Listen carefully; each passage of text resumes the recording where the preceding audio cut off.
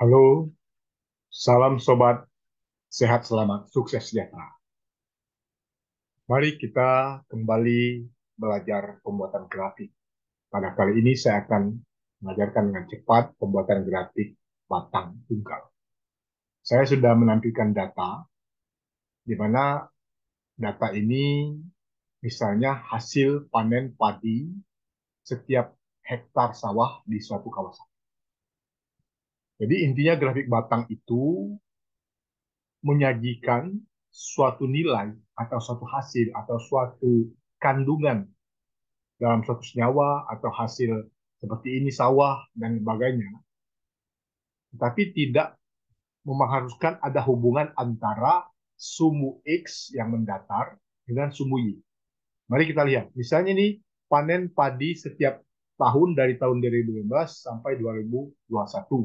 Misalnya jumlah panen padi 2015 ada 5,5 ton per hektarnya, 2016 26,4 ton per hektarnya, sampai 2021 74 ton. Sehingga jika ingin kita gambarkan sajiannya dalam grafik balok atau batang, maka kita blok ini, kemudian kita eh, apa insert, maaf, kita insert, kemudian kita pilih batang, ya, kita pilih. Nah ini sudah kelihatan. Tinggal kita merapikan grafiknya saja supaya eh, lebih bagus tampilannya dan lebih mudah dibaca, dimengerti oleh pembacanya. Saya kita tampilkan dulu sini. Ya.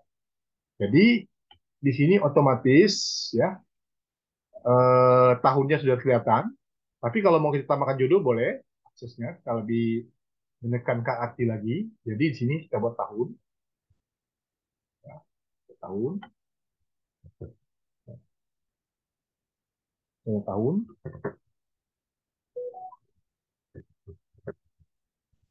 Kemudian di sini hasil panen per hektar. Jadi tadi dikatakan hasil panen per hektar, hasil padi ya dalam kurung ton per hektar.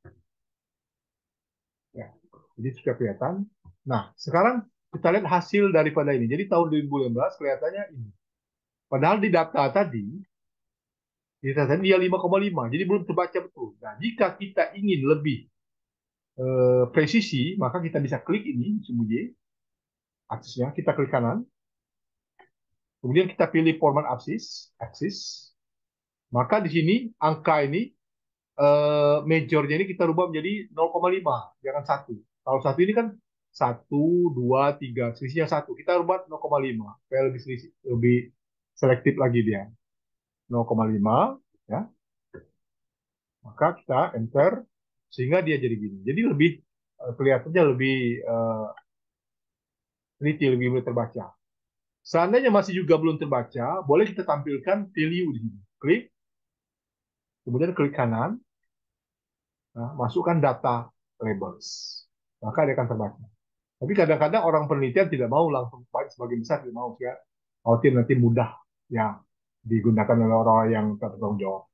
Jadi langsung saja ini sehingga dan tabel ini tidak muncul sehingga yang tahu itu adalah penelitinya. Nah, jadi kalau ingin lebih ininya nanti bisa digunakan sering-sering latihan membuat grafik yang sangat mudah ini. Apa maknanya ini? Berarti dari tahun 2012 hasilnya 5,5 ton per hektar, 2019 misalnya hasilnya 6,7 ton per hektar. Kelihatan sini tidak ada hubungan, tidak ada hubungan semakin tinggi tahun, ya semakin hasilnya semakin meningkat. Tidak kelihatan ini. Walaupun bisa saja jika semakin tinggi tahun meningkat, bisa karena pemupukan, karena apa dan sebagainya. Tapi dalam hal ini, grafik balok atau batang ini hanya menampilkan nilai, tidak mengharuskan ada hubungan antara sumu X dan sumu Y. Beda dengan garis. Nah, kemudian misalnya ini juga bisa diterapkan dalam ilmu yang lain, misalnya dalam ilmu teknik kimia, misalnya atau ilmu kimia murni. Ya, misalnya kita ingin mengukur berapa, misalnya pH daripada apa namanya itu air di berbagai sumur, misalnya kan, berbagai sumur. Nah, jadi dalam hal ini kita punya lokasi sumur, misalnya di lokasi A, B, C, D, E, F, G. pH-nya terhitung ya 7,4, 5,3. Bisa saja dilihat dari tabel ini bisa kelihatan. Tapi kalau kita ingin sajikan lebih, misalnya lebih enak dari jauh bisa kelihatan langsung, bisa kita blok. Kita bentukkan dalam gambar. Ya.